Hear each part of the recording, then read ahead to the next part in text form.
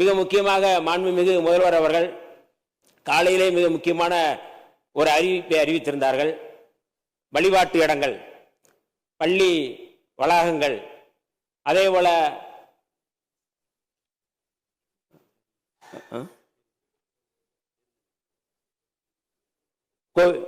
கோவில் தானே அது, மக்கள் கூடுமிடம், இந்த இடங்களில் மொத்தம் 717 மதுக்கடைகள் மூடப்பட வேண்டும் என்று அவர் அறிவித்திருப்பதை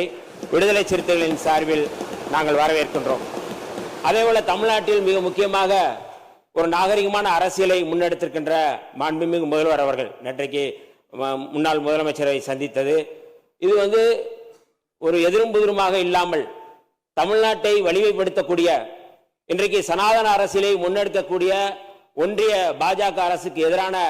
ஒரு குரலை, முன்னெடுப்பை, ஒரு அரசியலை இந்த அவை தலைவர் அவர்கள் முன்னெடுக்க